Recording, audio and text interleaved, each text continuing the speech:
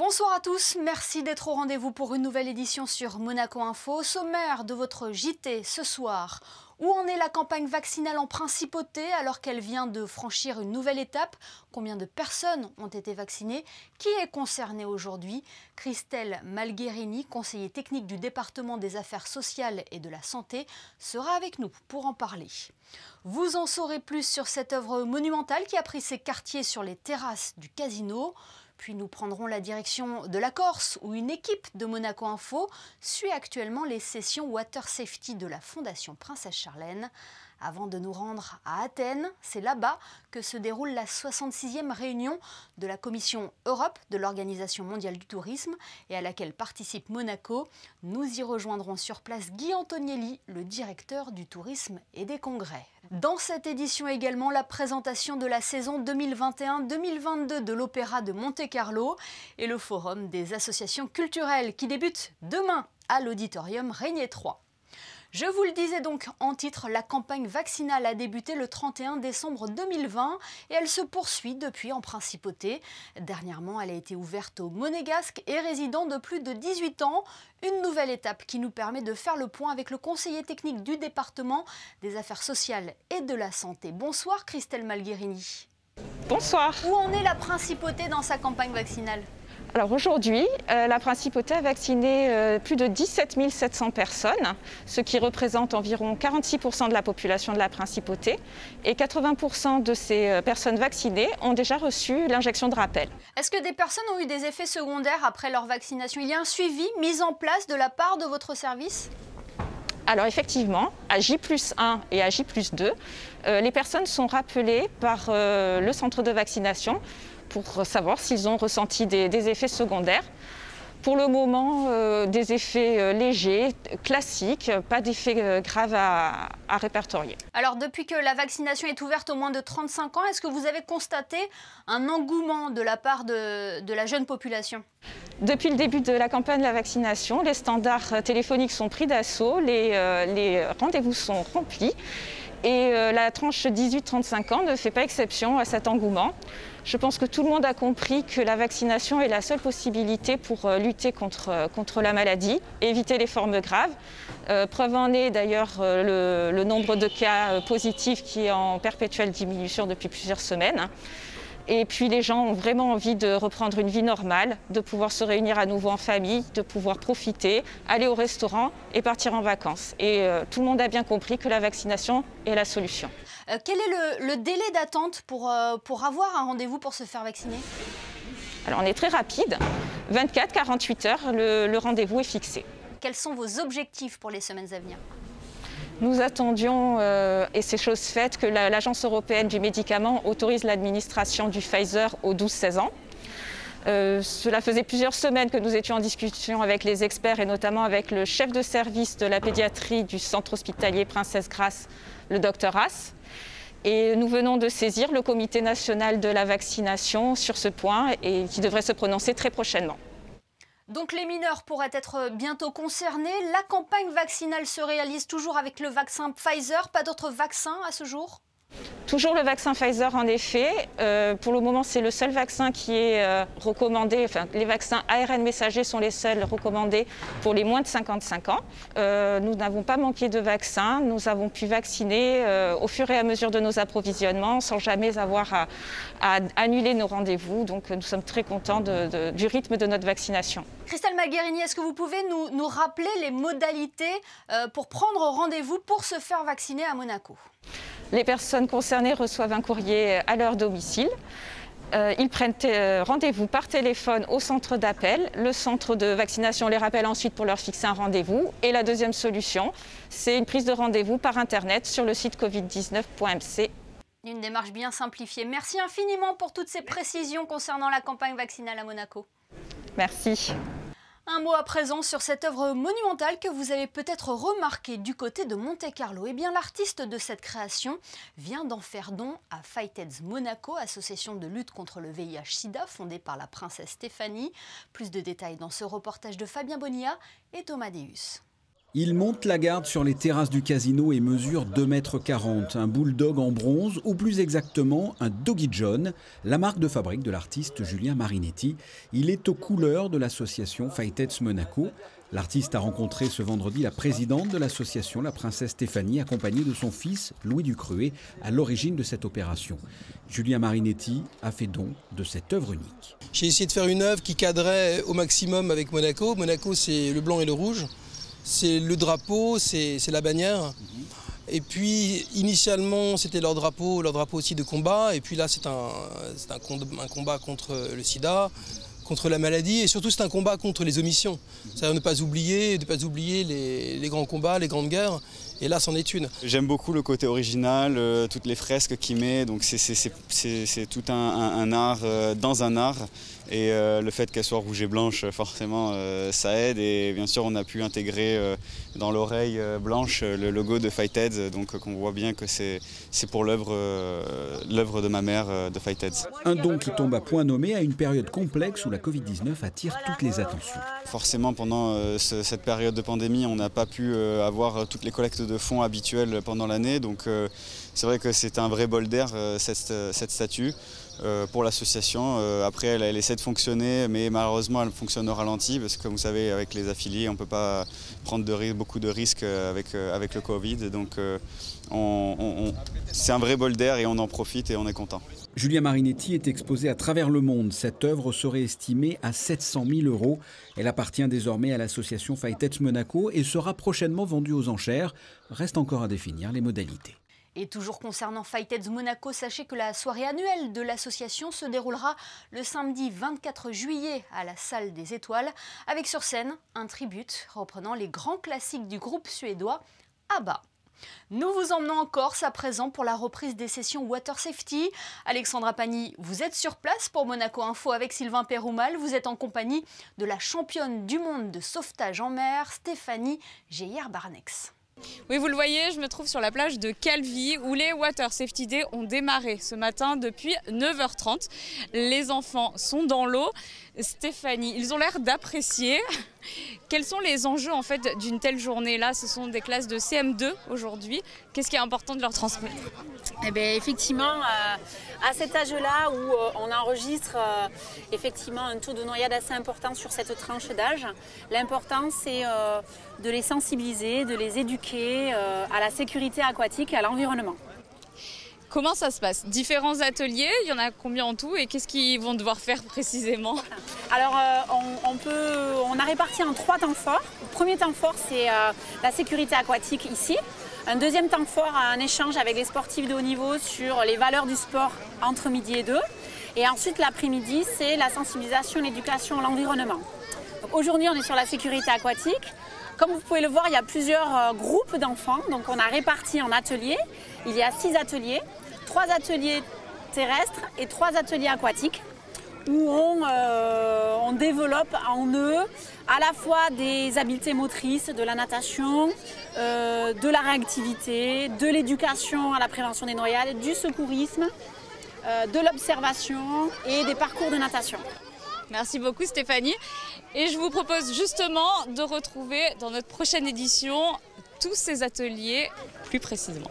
Et à demain Alexandra pour la suite de vos reportages. On reste en Méditerranée, mais direction la Grèce. Nous vous parlions en début de semaine de la relance économique et touristique et du soutien du numérique notamment avec l'organisation d'un webinaire sur les tendances de demain. Eh bien, plusieurs pays sont actuellement réunis à Athènes pour la 66e réunion de la Commission Europe de l'Organisation mondiale du tourisme. La principauté y est représentée.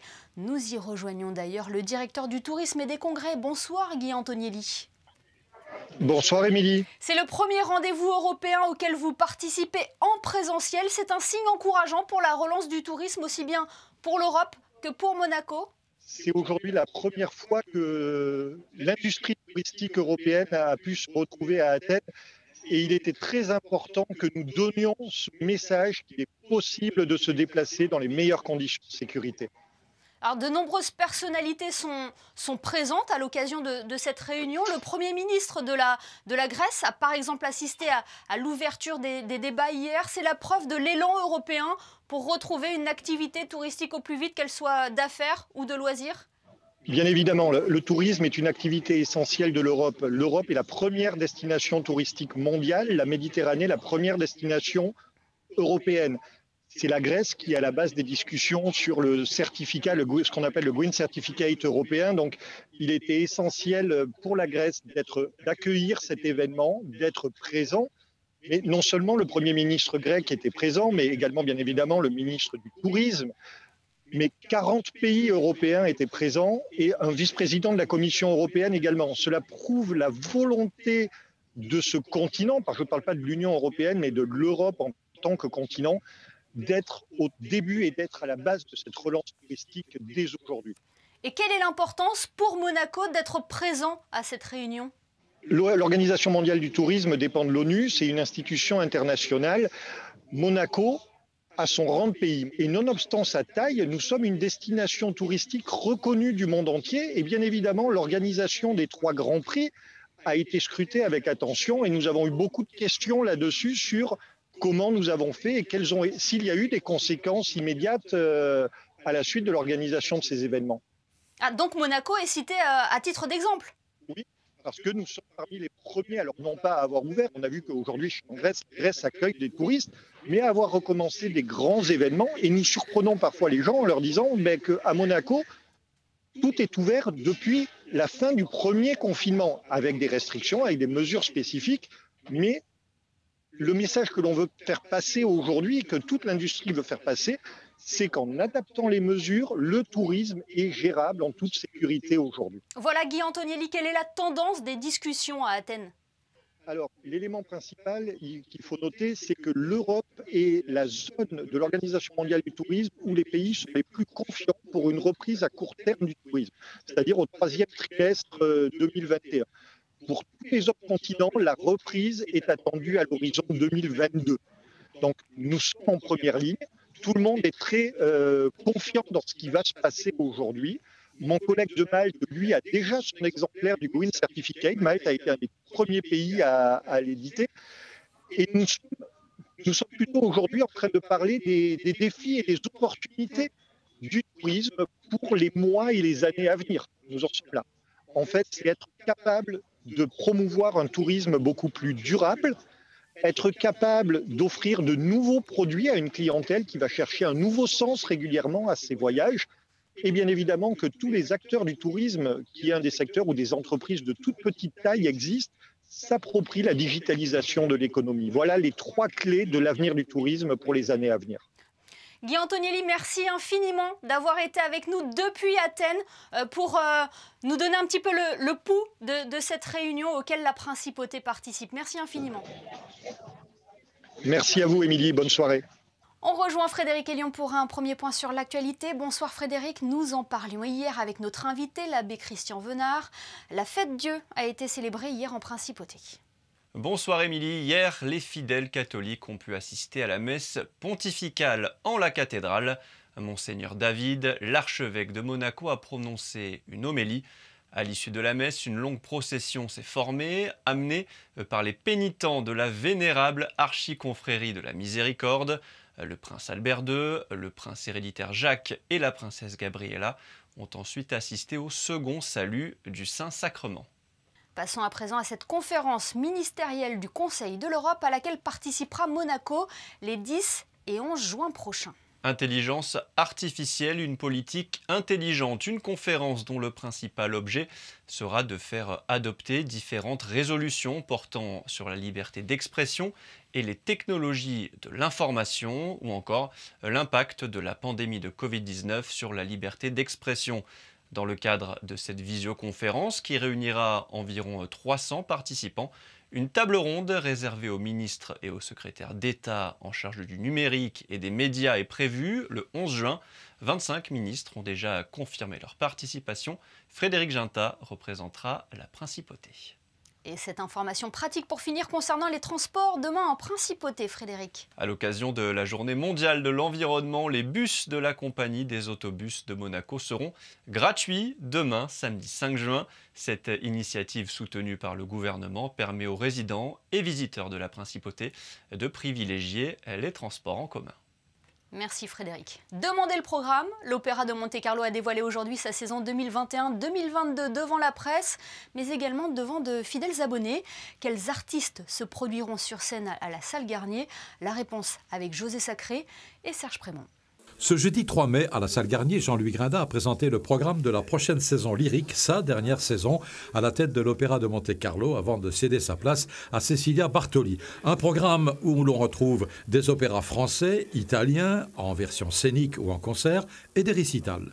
2 récitals, Angela Gheorghiu, Brinterfell, des opéras, alors Butterfly, L'Acmé en version concert, Il Corsaro de Verdi en version concert, Werther avec Jean-François Borras, la grande première à Monte-Carlo de Wozzeck d'Alban Berg, ça c'est un opéra que je ne voulais pas ne pas faire avant de quitter cette scène, Manon Lescaut et La damnation de Faust, également un passage obligé pour moi puisqu'il a été créé par Raoul Gainsbourg en 1893 et il a fait une déflagration mondiale sur cette scène. Donc voilà, c'est un peu tout ce que j'avais envie de faire avant de laisser les clés de cette belle maison à Cecilia Bartoli.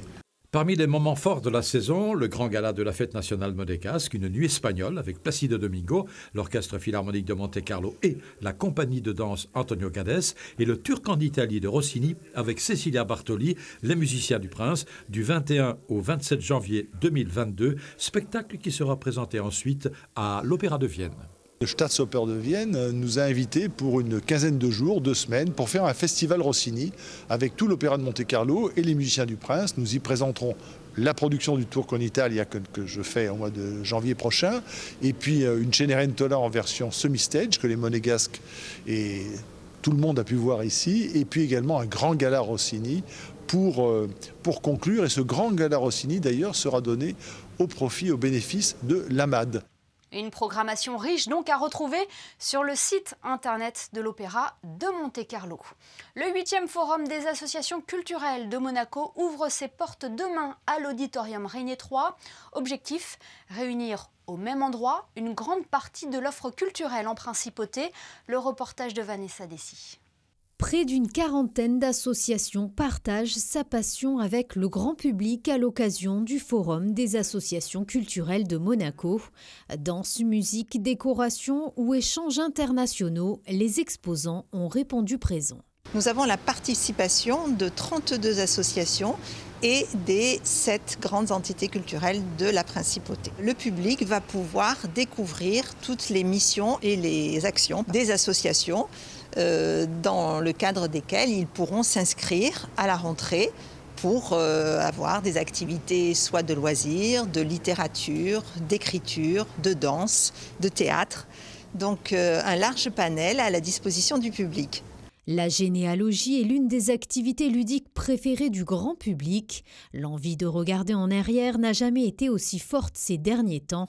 Le cercle généalogique et héraldique de la principauté, créé en 2018, participe à la recherche des racines de ses adhérents. Le but est de l'entraide entre généalogistes pour faire avancer la généalogie, ou disons l'histoire de la famille. Le premier acte de Monaco date de 1546, donc vous voyez, sous Honoré. Et donc les archives en ligne actuellement de la mairie sont accessibles pour tout le monde. Ce qui fait que tout généalogiste de Monaco peut faire sa généalogie familiale avec un certain intérêt et une certaine facilité. La 8e édition du Forum des associations culturelles de Monaco est à découvrir jusqu'au dimanche 6 juin. L'entrée est libre et gratuite à l'Auditorium Régnier 3. On retrouve Frédéric Elion pour faire un point sur l'actualité sportive en cette fin de semaine et on commence par du basket. 2e défaite consécutive pour la Roca Team en JP Elite, Frédéric. Après un revers à Chalon-Reims 98-92 mardi, les Monégasques se sont inclinés encore une fois de 6 points 84-78 sur le parquet de Roanne hier soir. La chorale qui lutte pour son maintien a fait la différence dans le 4e quart-temps en infligeant un 18-0 aux Monégasques. Avec cette défaite, la Roca Team cède son fauteuil de leader à l'Asvel. Monaco vient d'enchaîner un 10e match en 26 jours et rejoue dès dimanche avec la réception de Bourg-en-Bresse à 16h à Gaston-Médecin. On passe au tennis avec la superbe performance d'Hugo Nice en double à Roland-Garros. Associé à l'Allemand Tim Putz, le joueur de la Fédération monégasque de tennis s'est qualifié pour le 3e tour en dominant la paire tête de série numéro 3 du tournoi, Ram Salisbury, finaliste du dernier Open d'Australie. Une victoire en 2 manches 6-4, 6-4, un superbe exploit pour Hugo qui se hisse pour la première fois de sa carrière au 3e tour porte d'Auteuil et qui pourra affronter l'autre joueur monégasque engagé dans le tournoi, Romain Arneaudo, associé à Benoît Paire. Du rugby à présent, les championnats d'Europe de 3e division de rugby à 7 féminin viennent de débuter en Serbie. C'est la première fois de son histoire que Monaco participe à cette compétition. Émilie, 2 matchs au programme pour les joueuses de Fabien Camin. Une large victoire 28-0 face à la Lettonie, suivie d'une défaite 33-0 face à Andorre. Les garçons feront eux leur entrée dans la compétition demain avec 2 rencontres face à San-Marin et l'Autriche. Et un mot de boxe pour finir, Hugo Mikelev jouait sa qualification olympique lors du tournoi de Villebon en région parisienne. Le Monégasque affrontait en 8e de finale le Britannique Pat McCormack cet après-midi, un boxeur au gabarit et au style similaire à celui d'Hugo Mikelev et contre qui il avait perdu de justesse en finale des Jeux européens de Minsk il y a 2 ans. Malheureusement, Hugo s'incline sur arrêt de l'arbitre à 20 secondes du terme de la 3e reprise. Jetons à présent un coup d'œil sur vos prévisions météo. Quelle est la tendance pour le début du week-end, Frédéric ? Un samedi ensoleillé, Émilie, quelques nuages, mais surtout de larges éclaircies toute la journée. Il fera 17 degrés le matin et 24 l'après-midi. Le soleil se lèvera à 5h47 pour se coucher à 21h09. Samedi 5 juin, nous fêterons les Igor. Merci Frédéric et merci à vous de nous être fidèles chaque soir sur Monaco Info. Rendez-vous demain pour une nouvelle édition. Nous évoquerons notamment le baccalauréat nouvelle formule avec le proviseur du lycée Albert Ier, Pierre Célario. Et puis la reprise des sports de combat pour les jeunes judokas de Marcel Pietri. On se quitte d'ailleurs avec les photos de Manuel Vitali. Très belle soirée à tous et à demain, samedi, sur Monaco Info.